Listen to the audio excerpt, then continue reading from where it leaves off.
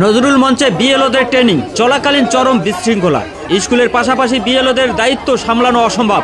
On duty BLO হিসেবে কাজ করবেন, নইলে নয় দাবি বিএলও দায়িত্বপ্রাপ্ত শিক্ষকদের। পাশাপাশি বিভিন্ন মহল থেকে বিএলওদের হুমকি দেওয়া হচ্ছে। নিরাপত্তার দায়িত্ব কারা নেবেন? নির্বাচন কমিশনের কাছে কোনো সদুত্তর নেই। ক্ষোভ বিএলওদের। কেন্দ্রীয় বাহিনী দিয়ে নিরাপত্তার দাবি জানাচ্ছেন তারা। নির্বাচন কমিশনের কাছে লিখিত প্রতিশ্রুতির দাবি বিএলওদের একাংশে। আমরা কাজ করে যাই, কিন্তু এখানে অ্যাপ্লিকেশন দিয়েছে অল বিএলও, কারণ নাম দেয়নি। আমি যে এটা কার কিছুই প্রমাণ নেই।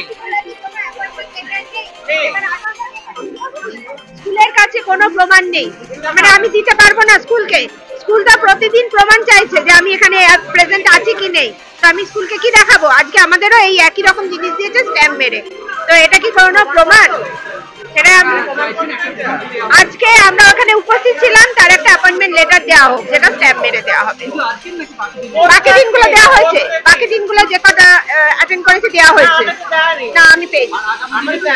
অবশ্যই যখন যেদিন যেটা করব তার ডকুমেন্টটা যেন থাকে আমাদের কাছে, কারণ আমাদের সার্ভিস বুকে এগুলো ওঠে। আমাদের সার্ভিস বুকে এগুলো ওঠে, এমন নয় যে এগুলো পড়ে থাকে।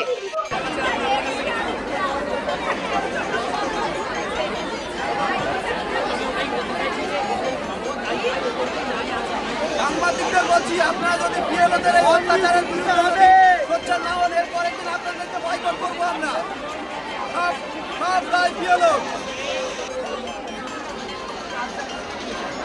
30 দিন ফুল অন ডিউটি চাই, তাহলে কাজ করা সম্ভব নয়।